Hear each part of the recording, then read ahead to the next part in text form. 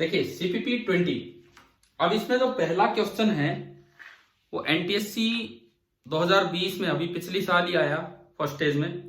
वैसे मैं वो करवाता था पहले से, बिकॉज वो एक इरोडो का क्वेश्चन है। इरोडो नाम सुना है ना बुक का? एक अच्छी बुक है फिजिक्स की, और उसमें काफी अच्छा क्वेश्चन मुझे लगा था।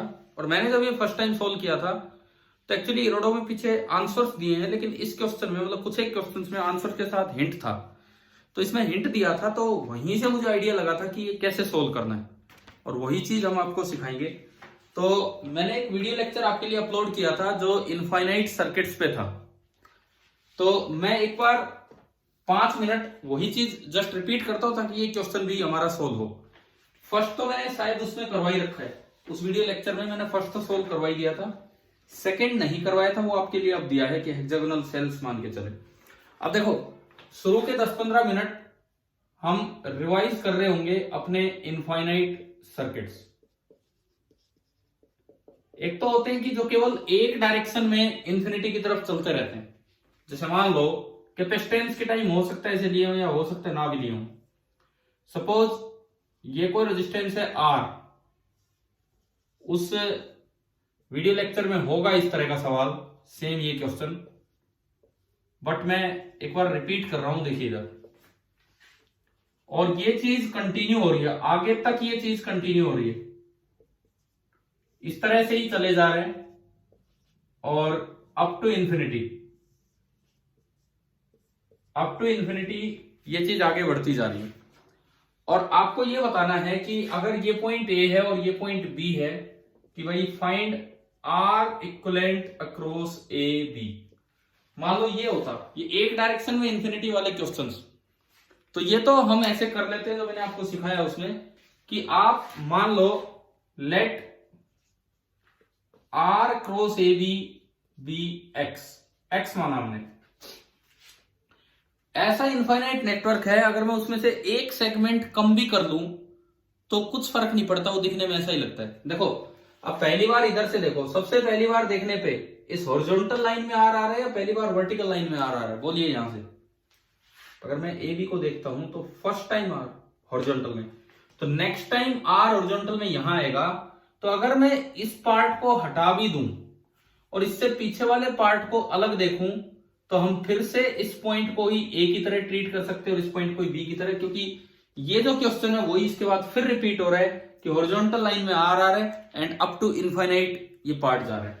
इसका मतलब अगर ये x है तो इन पॉइंट्स के अबाउट भी आर इक्विवेलेंट, मैं इसको C नाम देता हूं, इनको D नाम देता हूं, तो इसका ये मतलब है कि आर इक्विवेलेंट अक्रॉस CD के अक्रॉस जो आर इक्विवेलेंट होगा वो भी XC होगा।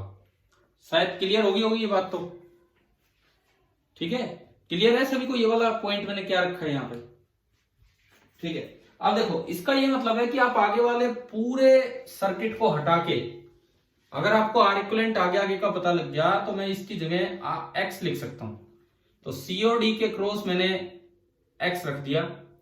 अब देखिए आर और एक्स दोनों पैरेलल में हो गए, क्योंकि ये पॉइंट सी है, ये पॉइंट डी है, इसके लिए भी ये पॉइंट सी और ये पॉइंट डी है।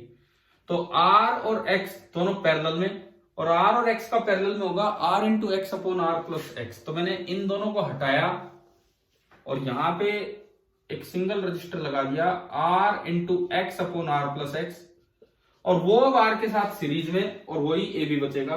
तो ए बी के क्रॉस जो एक्स है वो मेरा आ गया R plus R into X upon R plus X, और ये क्वाड्रेटिक इक्वेशन बनेगी इन एक्स, जहां से आप पॉजिटिव रूट ले लेंगे और वही आपके एक्स की वैल्यू होगी।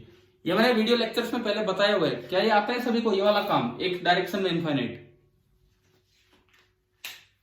अब एक बार आप ये सीखो कि ग्रिड वाले क्वेश्चंस कैसे करते हैं। देखो मैंने भी जब पढ़ाना स्टार्ट किया तब देखे थे ये क्वेश्चन, और इरोडो से फर्स्ट टाइम देखे थे। और ये क्वेश्चन थोड़ा हाईलाइट तब हुआ जब लास्ट ईयर ये एनटीएससी में पूछा गया, हरियाणा रीजन में। अब क्वेश्चन नंबर 1 आपका है, उसमें स्क्वायर ग्रिड है, और फिर मैंने हेक्सागोनल ग्रिड वाला सिखाया है। स्क्वायर ग्रिड वाला तो मैंने इनफाइनाइट नेटवर्क वाले वीडियो में सोल्व किया हुआ है, मैं आपको समझा रहा हूं ताकि आपको क्लियर हो। देखो स्क्वायर ग्रिड हाँ भाई, कितने बच्चों को आता है आपकी क्लास में ये क्वेश्चन? कल जिनको समझ में आया हो, कल वाले वीडियो से आता है तो बताओ इसका आंसर क्या है? r/2। मैं रिपीट इसलिए कर रहा हूं ताकि आपका अगला भी हो। अच्छा, जिनका r/2 आ गया वो अगले क्वेश्चन का आंसर बताओ, सेकंड का अगर आया हो तो उनका, हेक्सागोनल सेल्स का।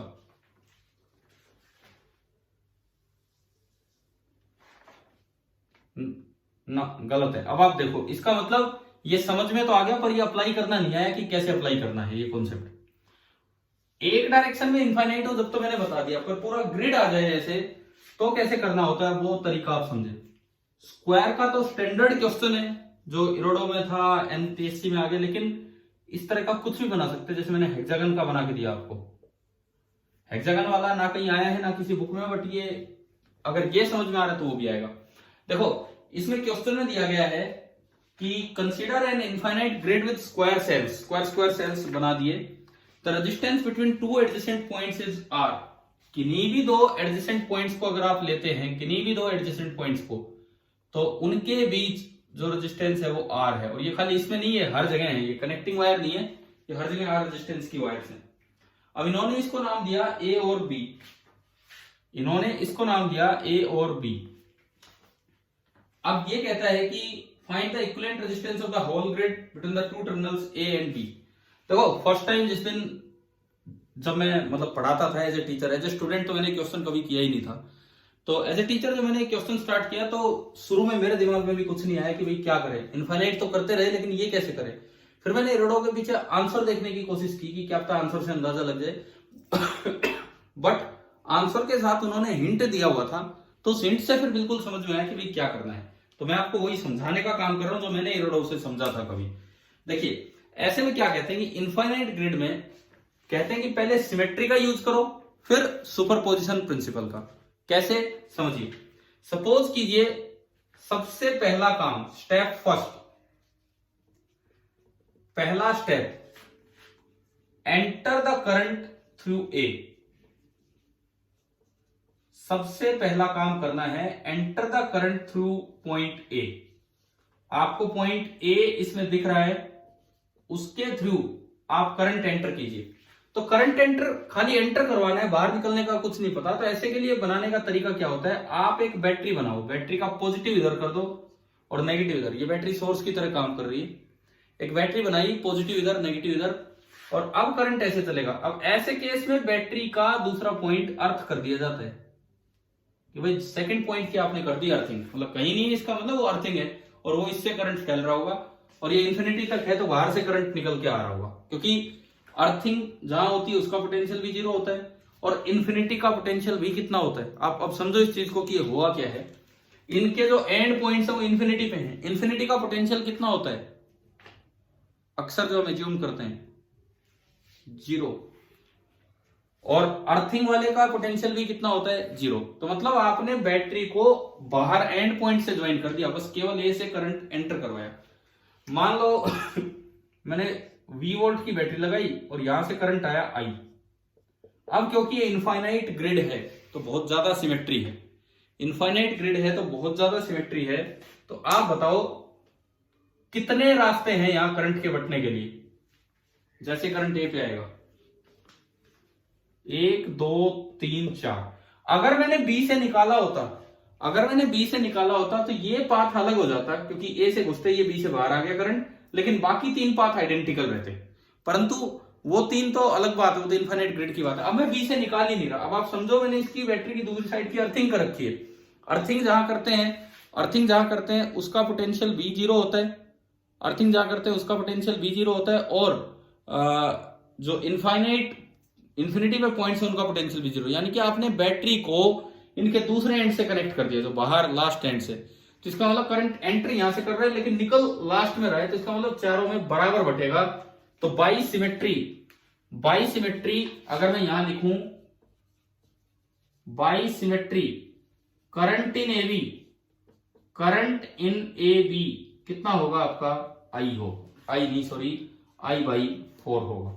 चारों में बराबर बट गया। ये बताओ ये स्टेप आया समझ में कि नहीं आया है, पहला स्टेप। ठीक है, देखो आप अगला सवाल अभी करेंगे ना मेरे साथ, तो अप्लाई करना है अब ये चीज। अब मैं आता हूं स्टेप सेकंड पे। अब मैं आ रहा हूं यहाँ पे step number second. Step second आप देखिए कि यहां तो क्या किया आपने, करंट को एंटर करवाया। अब आप करंट को बाहर निकालिए through the point B. Current is leaving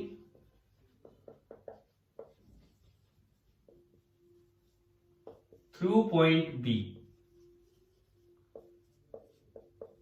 अगर मान लो केवल बी पॉइंट से करंट बाहर आता है तो क्या तरीका होगा। अगर केवल बी पॉइंट से बाहर आता है करंट तो क्या तरीका होगा, उसका मेथड देखिए आप। अब आपको बैटरी यहां नहीं लगानी, अब आपको बैटरी यहां नहीं लगानी है। बैटरी जो है वो 20 वोल्ट की बैटरी आप बी पे लगाएंगे और इस तरह लगाएंगे कि करंट वहां से निकले। इसका मतलब देखिए कैसे लगानी होगी। तो जब आप यहां बी पे बैटरी कनेक्ट करेंगे तो बैटरी का नेगेटिव इधर और पॉजिटिव इधर, 20 वोल्ट की बैटरी, और ये आपने कर दिया अर्थिंग। और वही 20 वोल्ट की बैटरी सेम नेटवर्क, इसका मतलब अगर करंट आई गया था तो करंट आई ये निकाल देगी बाहर इस तरीके से। अब देखो इन्फिनिटी से करंट आ रहा है, इन्फिनिटी से आ रहा है क्योंकि आपने बैटरी का दूसरा एंड अर्थ कर रखा है। अर्थ वाले पोटेंशियल जीरो, इन्फिनिटी का पोटेंशियल जीरो, मतलब ये पॉइंट जुड़ा हुआ है कहां, बिल्कुल एंड में जाके। ये जो पॉइंट है ये बिल्कुल एंड में जाके जुड़ा हुआ है, इस तरह से है। तो अब देखिए आप इसमें अगर ये आई करंट आया और चारों जगह इन्फिनिटी से आ रहा है तो सारे पाथ इक्विवेलेंट है। तो इसका मतलब हर तरफ से कितना निकल के आ रहा होगा बताओ, I/4। तो अब अगर आपने ये वाला लिंक किया तो करंट थ्रू ए बी इधर भी कितना आया, I/4। I/4 स्टेप फर्स्ट में आया, I/4 स्टेप सेकंड में आया। अब मैं करता हूं step number third. Step number third में क्या करना है, स्टेप फर्स्ट में आपने खाली करंट को ए से एंटर करवाया, स्टेप सेकंड में आपने खाली करंट को बी से बाहर निकाला। अब अगर मैं स्टेप थर्ड लिखूं तो इसका मतलब होगा current is entering at A, current is entering at A and leaving at B. Current A पे एंटर करता है और बी पे बाहर निकलता है। देखो स्टेप फर्स्ट में आपने यूज किया बाई सिमेट्री, स्टेप सेकंड में भी आपने यूज किया है सिमेट्री का, तो बाई सिमेट्री ये हो गया।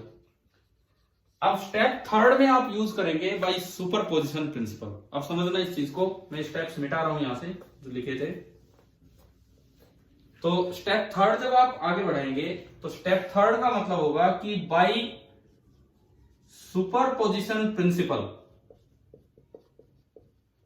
सुपरपोजिशन प्रिंसिपल की मदद से जब आप ये वाला काम करोगे कि करंट ए से एंटर करवाया और बी से बाहर निकाला तो आपको अर्थिंग की जरूरत नहीं है। अब आपको करना क्या है, बैटरी इस तरह लगा दो, यूं आप बैटरी लगा दीजिए। ए की तरफ बैटरी का पॉजिटिव, बी की तरफ नेगेटिव, 20 वोल्ट की बैटरी है और इसने आई करंट भेजा मान लो। तो अब बाई सुपरपोजिशन प्रिंसिपल अगर आप केवल ए पे करंट एंटर करवाते तो ए बी में करंट जाता I/4। अगर आप केवल बी से करंट बाहर निकालते तो ए बी में करंट फ्लो करता I/4, दोनों सेम डायरेक्शन में। तो सुपरपोजिशन प्रिंसिपल कहता है कि अगर आप दोनों काम एक साथ करें तो I in AB जो होगा, I in AB I/4 तो एंट्री की वजह से और I/4 केवल लीविंग की वजह से। तो जब दोनों काम एक साथ करेंगे तो सुपरपोजिशन प्रिंसिपल कहता है कि जो टोटल करंट फ्लो करेगा I in AB that will be equal to I/2। ये बताओ ये स्टेप आ गया समझ में। इन ग्रिड वाले क्वेश्चंस में ऐसे ही करना होगा हमें, ठीक है। मैंने आज हेक्सागन का इसीलिए दिया ताकि आपको ये रटने वाला काम ना हो, ये अप्लाई करना आ जाए कहीं भी कि कैसे अप्लाई करना है। अच्छा अब इसके बाद देखो आगे, इतना होने के बाद अब आप ये समझो कि आई करंट आया, कुछ इसमें गया और कुछ रिमेनिंग नेटवर्क में गया। आई का अगर I/2 इसमें गया तो बताओ रिमेनिंग नेटवर्क में कितना गया, बोलिए। अगर आई में से I/2 करंट, हाँ I/2 करंट एबी में हो लिया तो आई इन रिमेनिंग नेटवर्क में जो करंट गया वो गया I - I/2, यानी कि रिमेनिंग नेटवर्क में जो आपका करंट गया दैट इज I/2। अब देखो, अगर मैं इसका एक इक्विवेलेंट डायग्राम बनाऊं तो ये पॉइंट है ए, ये पॉइंट है बी, ए बी के बीच में मैंने एक बैटरी लगाई है V वोल्ट की। ए बी के बीच में एक तो स्ट्रेट लाइन ये है जिसका रेजिस्टेंस है R। हमने पता किया कि I करंट आया तो I/2 इधर गया, और जो बाकी पूरा रिमेनिंग नेटवर्क है मैं अगर उसका इक्विवेलेंट R डैश बोल दूं, R डैश का मतलब है रिमेनिंग ए बी वाली ब्रांच को अगर मैं हटा दूं तो R डैश का मतलब है कि रिमेनिंग का रेजिस्टेंस ए बी के क्रॉस कितना होगा, जो भी पूरा नेटवर्क बचा है इस ब्रांच को हटा के उसका कितना है। और हमें ये पता लगा कि I में से I/2 इधर गया और बाकी I/2 पूरे रिमेनिंग में बटा। अब बताओ, पैरेलल में करंट डायरेक्ट रेशियो में डिवाइड होता है कि इनवर्स रेशियो में, रेजिस्टेंसेस में? बिल्कुल गलत, बिल्कुल गलत आंसर। पैरेलल में जो करंट डिवाइड होता है वो इनवर्स रेशियो में डिवाइड होता है। I1/I2 is equal to R2/R1। हमने ये सीरीज पैरेलल ग्रुपिंग वाले जो लेक्चर्स लिए उनमें बताया होगा। मैंने लास्ट टाइम आपको कैपेसिटेंस से कंपेयर करके भी सिखाए थे। कैपेसिटेंस में चार्ज डायरेक्ट रेशियो में जाता है पैरेलल में, लेकिन रजिस्टर्स में करंट इनवर्स रेशियो में जाता है। तो अगर मैं इनवर्स रेशियो की बात भी करूं, ऊपर वाला करंट I1 बोल दिया, नीचे वाला करंट I2 बोल दिया, तो I1/I2 is equal to R2/R1। तो अगर मैं इसको I1 बोलता हूं और इसको I2 बोलता हूं तो I1/I2 this will be equal to उल्टा रेशियो, तो R/R डैश। परंतु इस क्वेश्चन में आसानी ये रही, हमें ये थोड़ा फायदा रहा कि I/2 और I/2 तो रेशियो कितना होगा 1, ये दोनों कैंसिल हो गया, I/2 और I/2 ओके। तो अगर किसी बच्चे को डायरेक्ट और इनवर्स वाला याद भी नहीं है तो भी दिक्कत नहीं है, ये 1 आया तो इसका मतलब R dash is equal to R। तो हमें ये पता लगा ऊपर वाला रेजिस्टेंस भी R है। अब AB के अक्रॉस दो रजिस्टर हो गए टोटल, एक R ये रहा और एक R वो रहा। और अगर दो इक्वल रेजिस्टेंस पैरेलल में हैं तो आप बताओ R इक्विवेलेंट अक्रॉस AB कितना आ गया? R equivalent across AB R1 R2 upon R1 plus R2। तो ये आपका आंसर आया कितना? R/2। अभी बताएं क्या ये क्वेश्चन क्लियर हुआ कि नहीं हुआ आप लोगों को? हाँ जी, ठीक है। अब मैं अगला करवाता हूं, मैं इसको थोड़ा सा आगे करके। नेक्स्ट देखिए आप, हेक्सागोनल सेल्स वाला अपनी पेन कॉपी तैयार रखें, वही स्टेप सी रिपीट करने। ये आया हुआ सवाल था तो वो कहीं आ सकता है, कैसे भी इस तरह से हमें करना पड़ सकता है आगे।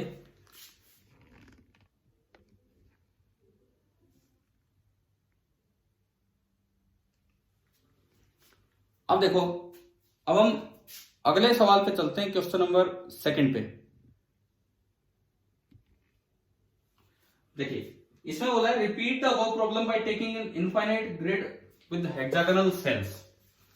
3 ही तो स्टेप है, वही 3 स्टेप आपको करने हैं इसमें भी। अब हम स्क्वायर ग्रिड की बजाय हेक्सागोनल ग्रिड पे चलेंगे। Question number 2 and this is hexagonal grid. अब इन्होंने डायग्राम नहीं दिया तो आप खुद सोचो हेक्सागन में अंदर एंगल कितना होता है? जैसे स्क्वायर में 90 डिग्री, ऐसे हेक्सागन में अंदर 60 डिग्री तो बाहर होता है। अरे अगर आप कोई हेक्सागन बनाते हो 60 डिग्री थोड़ी बनता है, कोई 60 डिग्री एंगल है, रेगुलर हेक्सागन है इस तरह का। नहीं नहीं नहीं, इधर देखें, ये होता है 60 डिग्री, तो अंदर वाला एंगल कितना है? जैसे स्क्वायर में बाहर भी 90 अंदर भी 90, हेक्सागन में बाहर 60 डिग्री तो अंदर जो होगा दैट विल बी 120 डिग्री। अब मैं आपको ये ग्रिड बना के दिखाता हूं, हेक्सागोनल ग्रिड। इस तरह का पूरा सिस्टम चलेगा।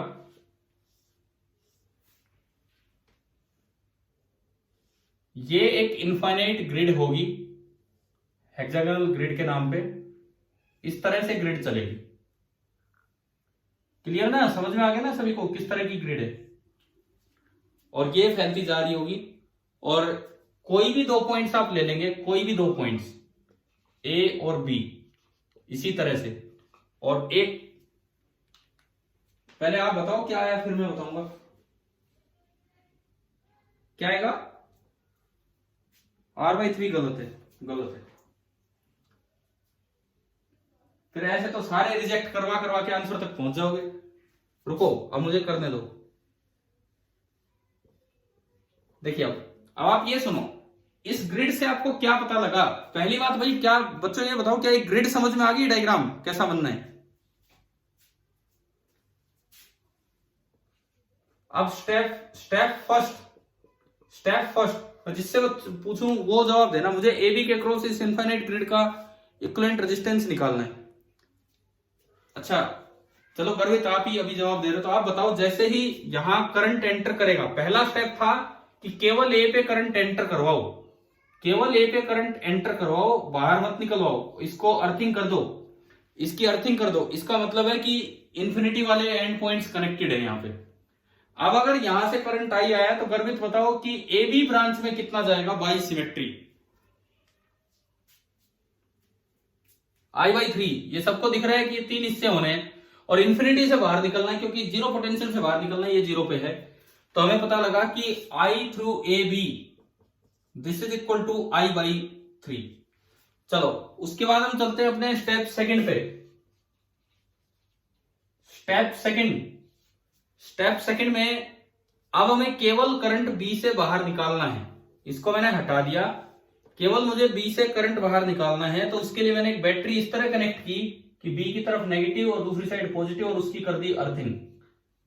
अर्थिंग करने का मतलब है कि आपने इंफिनिटी वाले पॉइंट्स को कनेक्ट कर दिया, तो ये बड़ा सिमेट्रिक सर्किट आपने बना दिया। और अगर 20 वोल्ट की बैटरी आई करंट आया, तो अब बताओ ए बी ब्रांच से कितना आ रहा होगा फ्लो करके। I/3 सेम उसी डायरेक्शन में आना है जो पिछली बार था। I through A B is again I/3। Step third का क्या नाम था, जैसे पहले दो स्टेप में तो सिमेट्री थी, स्टेप थर्ड का क्या नाम था, सुपरपोजिशन प्रिंसिपल। तो सुपरपोजिशन प्रिंसिपल के अकॉर्डिंग बताओ कि कितना करंट ए बी में फ्लो करेगा अगर मैं दोनों बैटरी ऐसे लगाऊं कि ए से करंट एंटर करे और बी से करंट बाहर निकले। या आई करंट आ रहा है, या आई करंट इधर से आ रहा है। अब आप बताओ ए बी में कितना करंट होगा। हाँ बिल्कुल सही, 2/3 I/3 एक बार, I/3 एक बार, दोनों बार मिला के आया 2I/3। हाँ जी भाई, ये बताओ सभी को समझ में आ गया है कि नहीं ये वाला स्टेप। अब चलो अपने इक्विवेलेंट सर्किट की तरफ। कि अगर ये आई आया, 2I/3 इसमें गया, तो रिमेनिंग नेटवर्क में कितना बटा होगा, रिमेनिंग नेटवर्क में।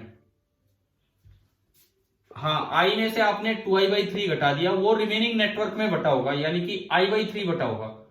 अब वही तरीका आप इक्विवेलेंट सर्किट बनाओ, ये ए, ये बी, एक ए और एक बी। ए और बी के बीच में आपने एक बैटरी लगाई बी, करंट चला आई। एक तो ए और बी के बीच में लगा था आर, और रिमेनिंग पूरे नेटवर्क को हमने क्या नाम दिया था, ए बी के क्रॉस आर डैश। समझ गए हो, रिमेनिंग जो पूरा बचा होगा उसको बोल दिया आर डैश। अब ये आई आया, इसका बंटवारा कर लो। ए बी में तो करंट गया 2/3 और रिमेनिंग पार्ट में गया I/3। अब मैं आर डैश ढंग से निकालूं। अब आपको डायरेक्ट और इनवर्स रेशियो का पता होना चाहिए कौन सा क्या है। मैं इसको कहता हूं I1 और मैं इसको कहता हूं I2। तो आप मुझे बताओ I1/I2 are dash by are होगा या R/R डैश होगा, बोलिए। I1/I2 बराबर, I1 मैंने ऊपर वाला बोला है, I2 नीचे वाला बोला है, तो R डैश बाई आर होगा या R/R डैश होगा। हाँ, इनवर्स रेशियो में डिवाइड करना है तो ये आपका होगा R/R डैश। I1/I2 यहां से निकाल लो, I1/I2, I/3 से I/3 कटेगा तो 1/2 आ रहा है I1/I2। ये जो रेशियो है it is coming out to be 1/2। तो R/R डैश आ गया 1/2। तो R डैश कितना आया, क्रॉस मल्टीप्लाई किया आपने, और R डैश कितना आ गया 2R। समझ में आया ना यहां तक? अब बता दो तो इसका R इक्विवेलेंट कितना होगा। पैरेलल में एक तो R है और एक 2R है। R1 R2 upon R1 plus R2, R into 2R upon R plus 2R। तो ये आपका आंसर आया 2R/3। तो आपका ऑप्शन जो पेपर में मैंने दिया है इसमें सीपीपी में, वो सेकंड ऑप्शन है। तो फर्स्ट का आंसर सी आ गया एंड सेकंड का आंसर बी आ गया। अब मुझे लगता है 2 क्वेश्चन सफिशिएंट है इनफाइनाइट ग्रिड को कैसे सोल्व करते हैं सीखने के लिए। क्या ये समझ में आ गया है कि नहीं आपको? ठीक है, इसके बाद देखो आगे बढ़ते हैं। जस्ट हम आज मीटर ब्रिज तो वही कर लेंगे, मीटर ब्रिज वाला काम। आज पहले इन्हीं चीजों को थोड़ा रिवीजन के लिए भी कवर कर रहे हैं कि पिछले कल के जो वीडियो डालेंगे वो आपको समझ में आ जाए, ताकि उनसे रिलेटेड कोई चीज होगी तो। Question number 3, to get maximum resistance. अच्छा, ये क्वेश्चन मैंने क्यों दिया है कि मैंने आपके लास्ट के 3 वीडियो कल डाले थे ग्रुपिंग ऑफ सेल्स पे। पहला सीरीज ग्रुपिंग, दूसरा पैरेलल ग्रुपिंग एंड तीसरा मिक्स्ड ग्रुपिंग। देखे ना वो लास्ट के 3 वीडियो? तो मैं उनके 3 रिजल्ट्स पे आता हूं। जस्ट एक रिजल्ट्स का रिवीजन करने के लिए मैंने एक क्वेश्चन दिया था। क्वेश्चन नंबर 3 सबसे पहली बात, अगर आपने सीरीज में सेम पोलैरिटी के साथ लगा रखे हैं तो ई इक्विवेलेंट होता है। मैं बात कर रहा हूं सीरीज की।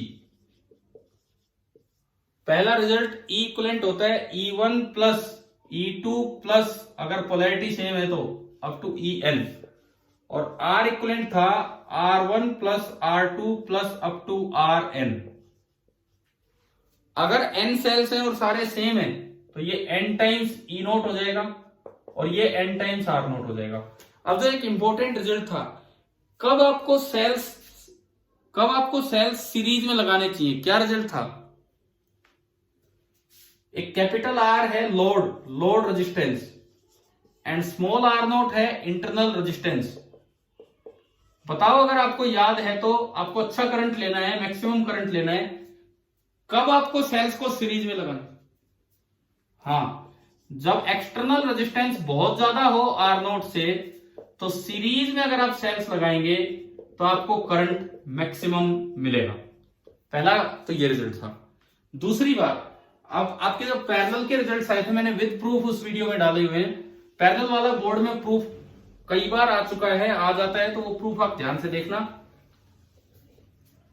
पैरेलल में अगर आप लिखते हैं तो पैरेलल में आपका रिजल्ट आया था कि ई इक्विवेलेंट का काफी बड़ा फॉर्मूला था, कुछ न्यूमरेटर कुछ डिनोमिनेटर।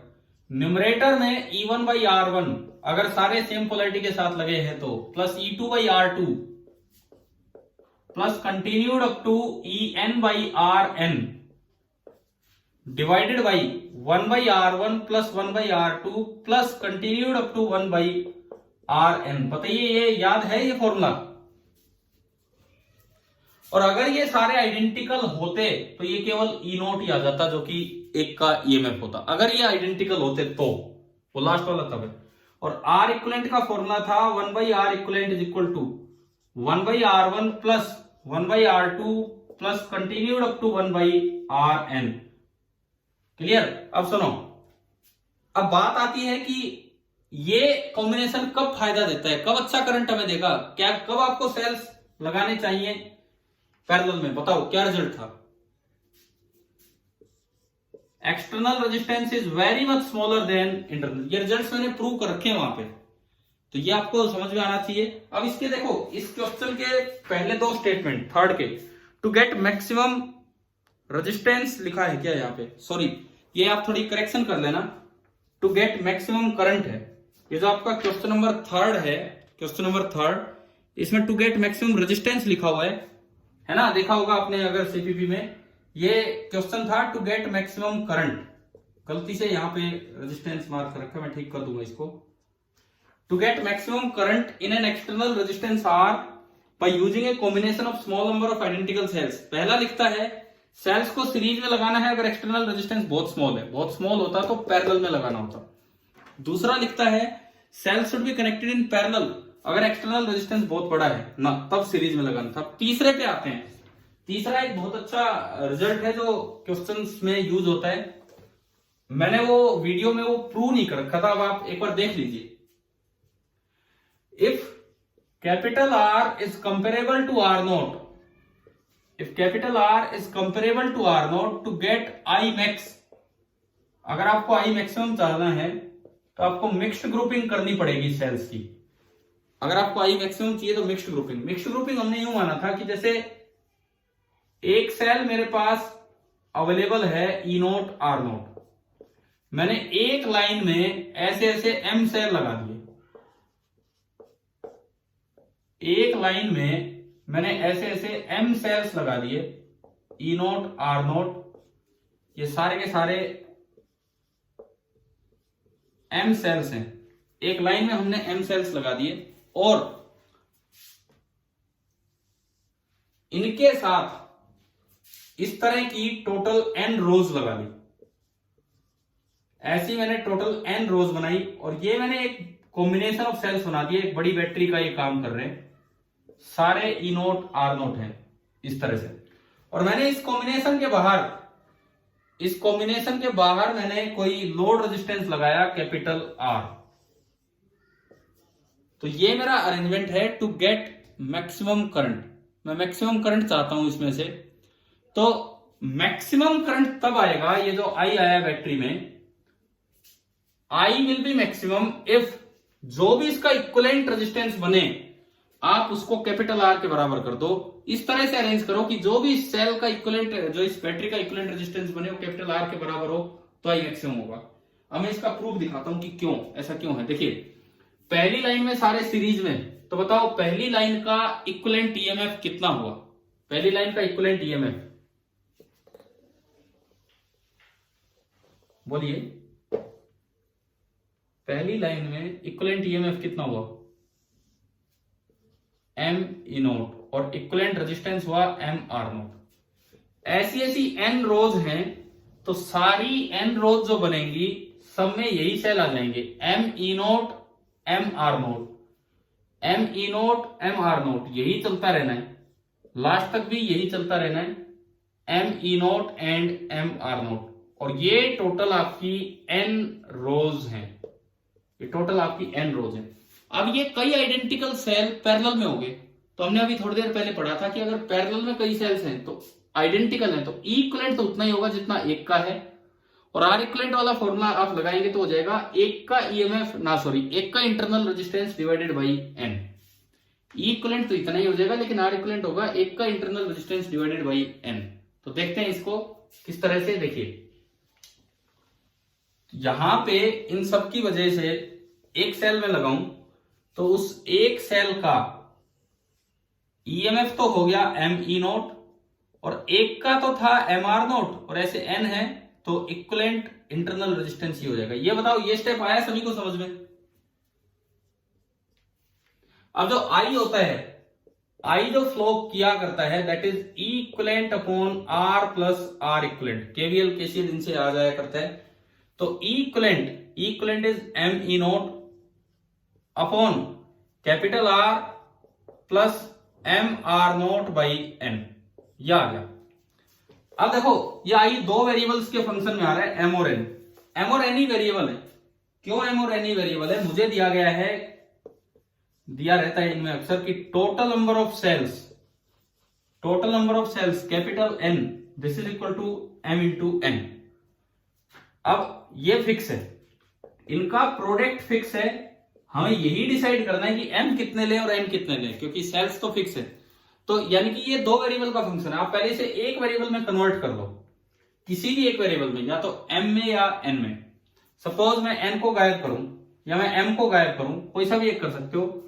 यहां से एम आया capital N by small N, आपने इसमें पुट किया तो जो आई निकल के आया एम की जगह capital N by small N ऊपर भी E naught upon capital R plus M की जगह capital N by small N और एक स्मॉल एन नीचे था पहले से, एन स्क्वायर आर नोट। तो मेरे पास आई ये निकल के आया। इसके बाद देखो ये आई आने के बाद इसके बाद देखिए आपने इसको आगे बढ़ाया तो N by N E naught और नीचे एलसीएम लिया एन स्क्वायर, तो यह आएगा R into N square plus capital N into R naught. एक एन से एन का स्क्वायर कटेगा और ये एन ऊपर चला जाएगा, तो मेरे पास आई आया स्मॉल एन गया ऊपर into capital N into E naught, small N ऊपर गया into capital N into E naught divided by नीचे आपका आ रहा है capital R into N square plus capital N into R naught. अब ये I only function of N आ गया। आपका मन करे आप केवल एम का भी फंक्शन बना सकते थे, खाली एम का फंक्शन बनाना होता तो आप एन को लिख देते कैपिटल एन बाई एम, खाली एम का फंक्शन बनाना होता तो इसको ये लिख देते, ये लिखते तो आई चलता, एम की जगह एम को तो एम ही पढ़ा रहने देते, M E naught upon capital R plus M R naught divided by N, और एन की जगह कैपिटल एन और ये एम स्क्वायर। चाहे आप उसे एम का बनाओ चाहे एन का बनाओ। अब मैं आपके लिए काम छोड़ता हूं, हमने मैक्सिमम मिनिमम पढ़े होते हैं, आपने एम का बनाया है तो D I by D M zero कर दो, या फिर एन का बनाया है तो D I by D N zero कर दो, और वहां से एक रिजल्ट आ जाएगा। क्या रिजल्ट आएगा कि capital R is equal to M R naught by N, वहां से एक रिजल्ट आएगा कि capital R is equal to M R naught by N. इसका यह मतलब है कि capital R is equal to R इक्वलेट। ये काम करेंगे ना, अपने आप कंप्लीट करेंगे ये काम, ठीक है। खुद करना नहीं हो तो मुझसे पूछना, इस तरह से है। तो ये आपका तीसरा केस था, और इस पे मैंने उस लास्ट वीडियो जो 10th के लिए बनाया था, आपके लिए डाला था, उसमें एक एग्जांपल भी लेके दिखा रखा, मुझे ध्यान नहीं कितने सेल्स माने थे कितना क्या, उसमें आप देख लेना कि किस तरह से अरेंज करने होते हैं सेल्स मैक्सिमम करंट लेने के लिए। तो आप ये बताओ क्या ये तीनों बातें समझ में आ गई आपको, ठीक है। तो इस क्वेश्चन का तो थर्ड का आंसर हो गया सी, कि बेस्ट कॉम्बिनेशन लेना होगा तो ये कंपेरेबल हो। देखो यहां तक आपके आंसर की ये बनी है, फर्स्ट का सी, सेकंड का बी एंड थर्ड का सी। थर्ड में करेक्शन कर लेना, टू गेट मैक्सिमम रेजिस्टेंस लिखा है, वहां लिख लेना टू गेट मैक्सिमम करंट। बाकी मैं कर दूंगा इसमें करेक्शन लिंक डालते समय, ये आप थोड़ा ध्यान रखना। अच्छा, उसके बाद मैं एक बार थर्ड से रिलेटेड एक क्वेश्चन पूछता हूं आपसे, एचसीवी का क्वेश्चन है, वो एचसीवी का क्वेश्चन है। देखिए, this is from HC Verma exercise, लेकिन अभी एग्जैक्ट तो मुझे ध्यान नहीं किस ब्रांच में क्या दिखा रखा है। आप इधर देखो, ये एक सेल है, EMF E1, internal resistance R1, यहां केवल एक रेजिस्टेंस लगी है R2।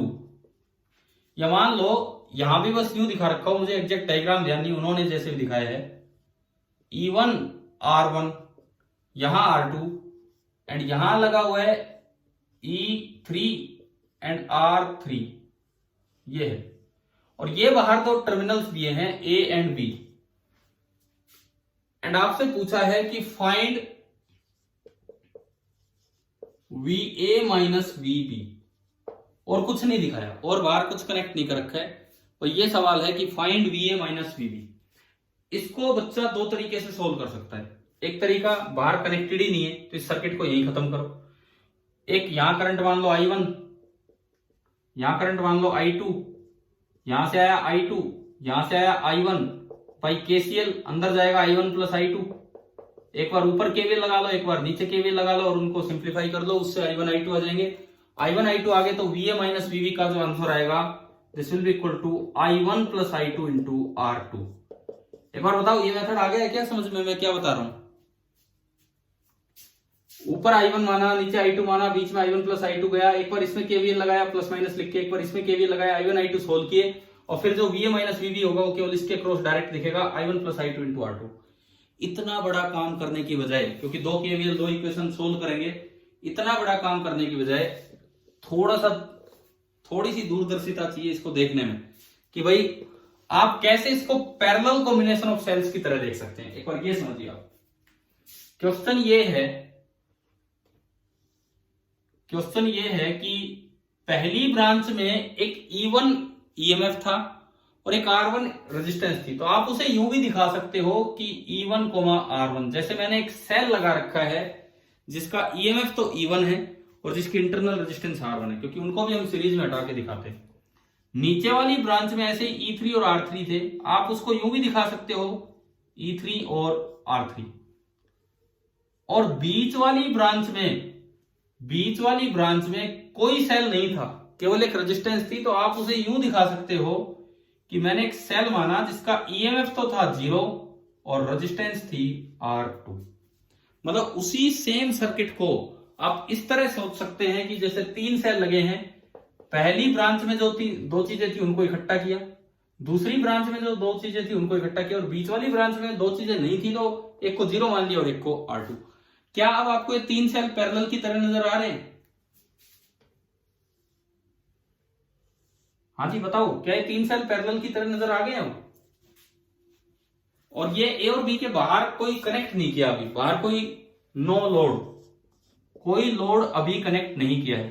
अब अगर मैं अपना फॉर्मूला लगाऊं ई इक्विवेलेंट का, तो हमारा ई इक्विवेलेंट का फॉर्मूला कहता है, डिनोमिनेटर में तो आएगा 1/R1 plus 1/R2 plus 1/R3। Numerator में क्या आएगा बताओ? न्यूमरेटर में क्या आएगा? Plus 0/R2 plus E3/R3। मतलब ये बीच वाली टर्म खत्म होगी। समझ में आ रहा है? इक्विवेलेंट निकालना आ गया।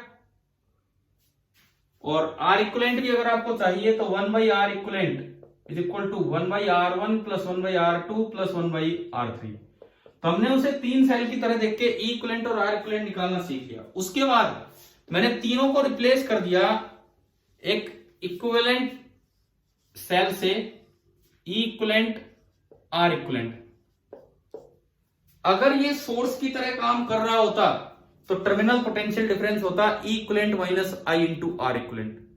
अगर ये लोड की तरह काम कर रहा होता तो टर्मिनल पोटेंशियल डिफरेंस होता E equivalent plus I into R equivalent. सीखा है ना ये हमने अभी तक, E minus I R, E plus I R.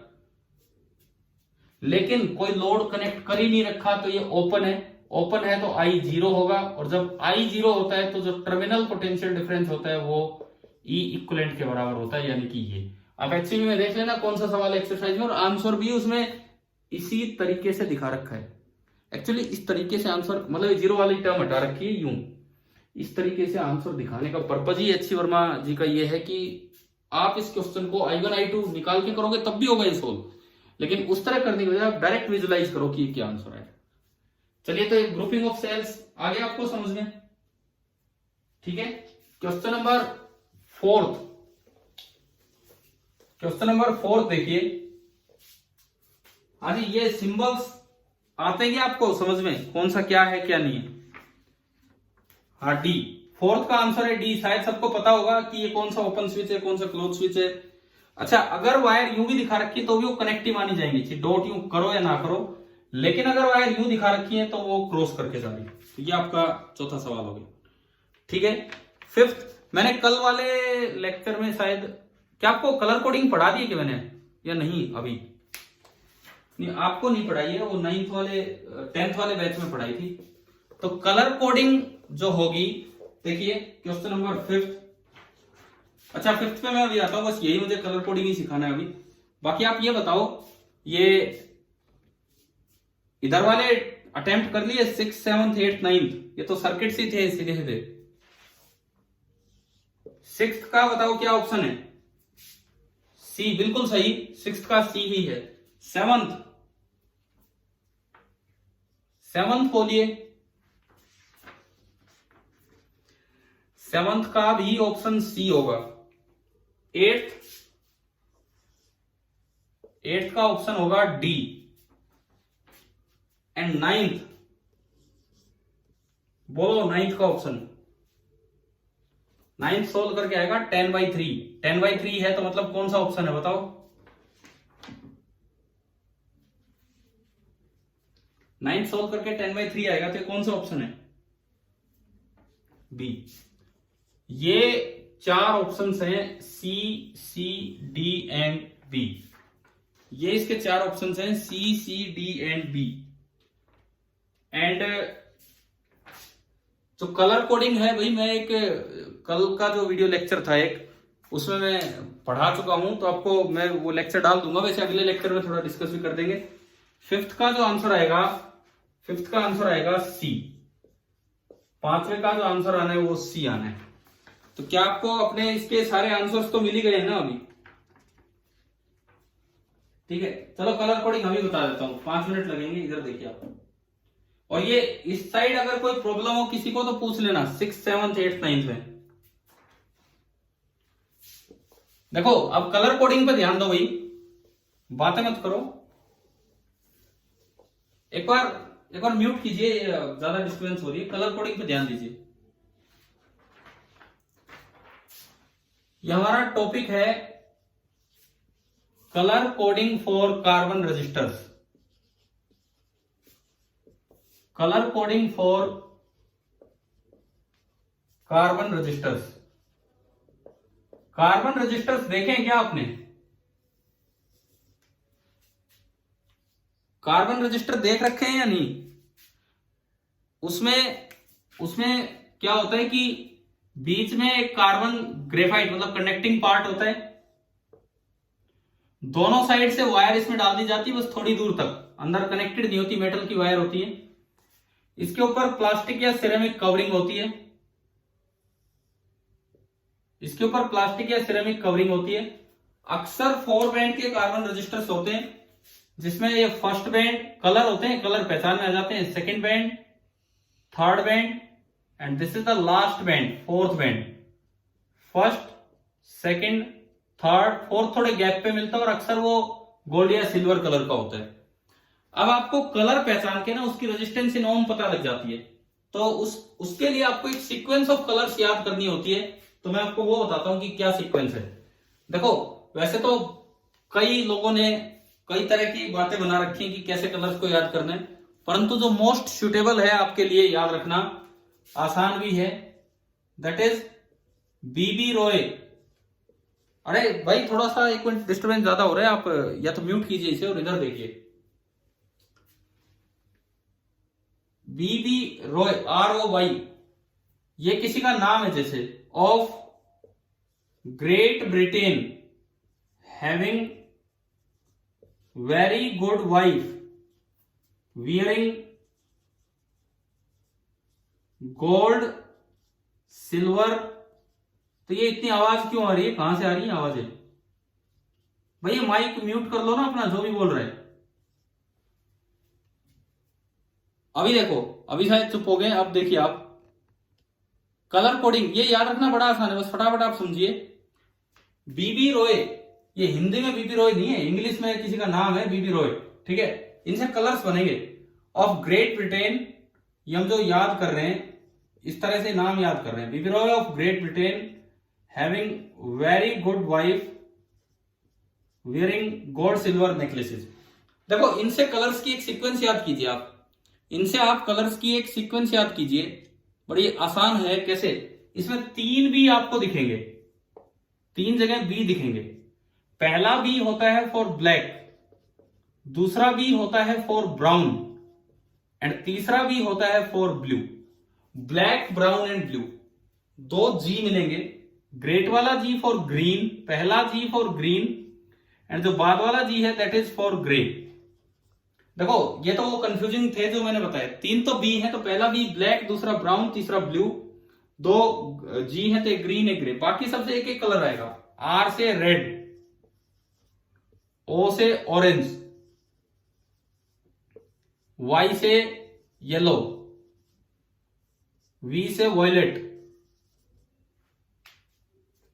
ये सॉरी मैंने गोल्ड पे ये कर दिया, ये गुड़ पे था, गुड़ पे ग्रे है, गुड़ पे ग्रे था। अच्छा वाइट से नहीं, डब्लू से व्हाइट, गोल्ड से गोल्डन कलर, सिल्वर से सिल्वर कलर, एंड नेकलेस का मतलब है no colour, N stands for no colour, कि वो बैंड ही गायब है। एक बार आप थोड़ा जवाब देना कि आपको कलर्स की सीक्वेंस समझ में आ रही है मैंने किस तरह से बनाए हैं यहां से?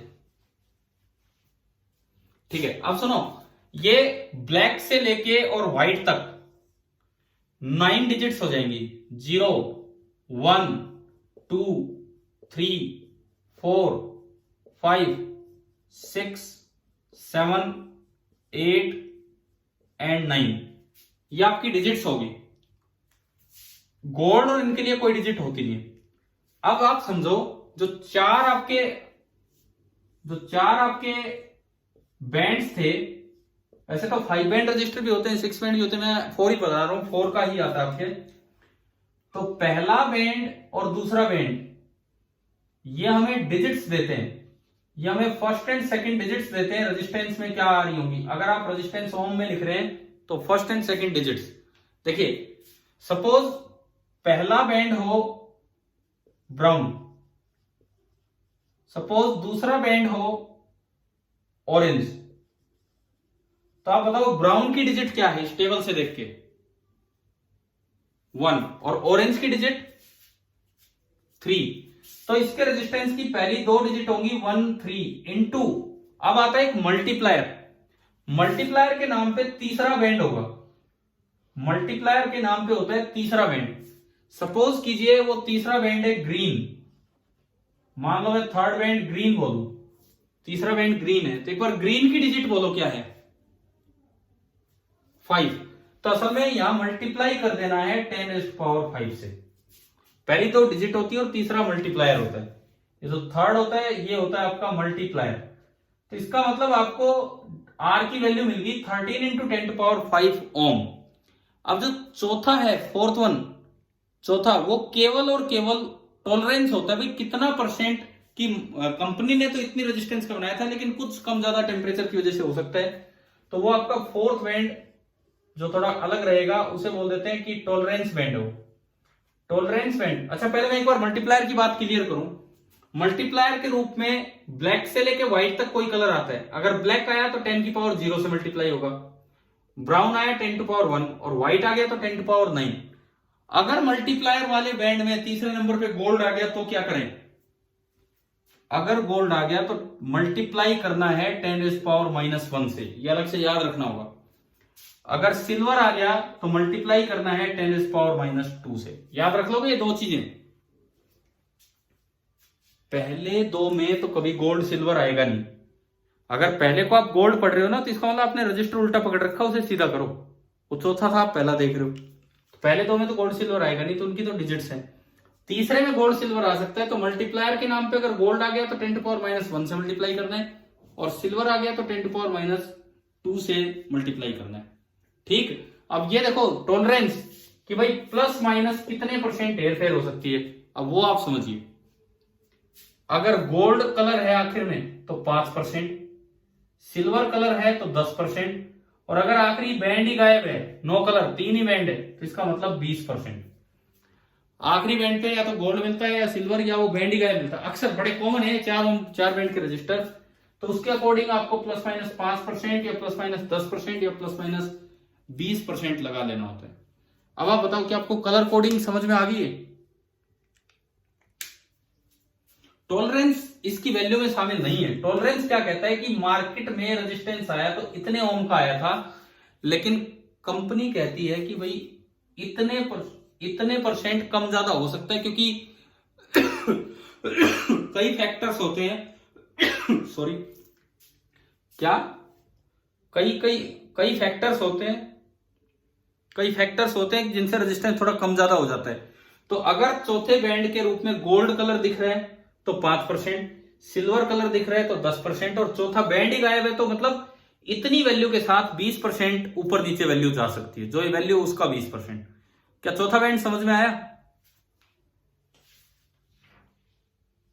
हाँ, मैं आपको एक अगले सीपीपी में एक टेबल दे दूंगा कि अगर और भी कोई कलर होते हैं तो एक जनरल टेबल जो 5 बैंड की भी रजिस्टर्स की है, 6 बैंड की भी, लेकिन हमारे वो काम नहीं आती है। हमारे काम की केवल 4 बैंड रजिस्टर्स हैं, और आपके काम की टेबल एचसी वर्मा बुक की थ्योरी में दे रखी है। ये जो करंट वाला चैप्टर है उसकी थ्योरी में आप देखना, ये टेबल दी हुई है जिस भी पेज पे है, और उसमें आपको यही टेबल मिल जाएगी। याद कैसे रखनी है वो मैंने आपको बता दिया बीबी रॉय के तरीके से। तो हम तो इतना ही याद करें कि चौथे बैंड पे या तो गोल्ड ही मिलेगा या सिल्वर ही मिलेगा या कोई कलर नहीं मिलेगा। क्लियर हुआ यहां तक?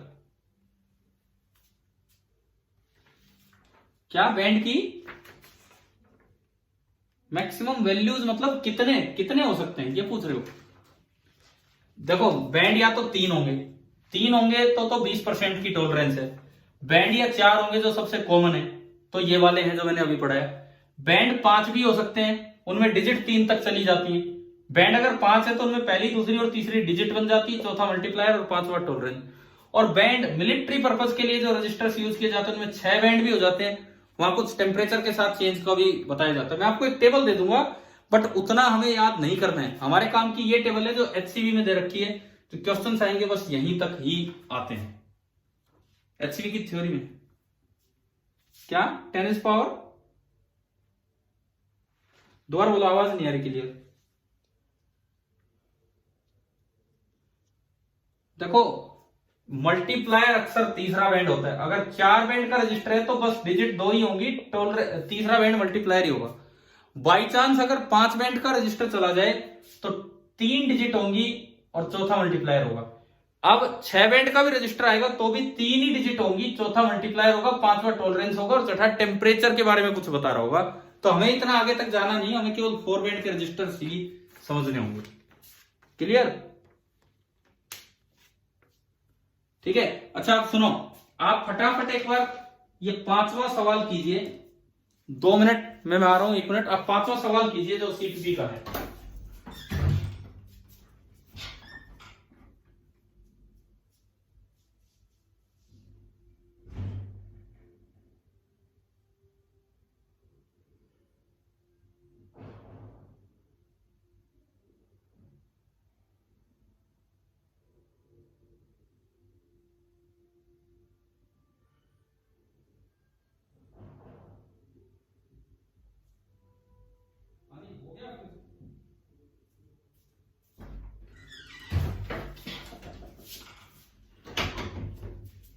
फिफ्थ बताओ हो गया क्या? देखो इसमें कहा है 200 ओम का रेजिस्टेंस है। 5वां कहता है कि 200 ओम का रेजिस्टेंस है, तो इसको पहले उस तरीके से लिखें, R is equal to 20 into 10⁻1 ohm. समझ गए हो? पहले 2 तो डिजिट और फिर उसके साथ एक मल्टीप्लायर। 200 ओम को मुझे यूं देखना है ओम में। अब पहले इसके आप कलर कोड्स बना लो। पहली डिजिट 2 का कलर क्या है? यहां देखिए रेड।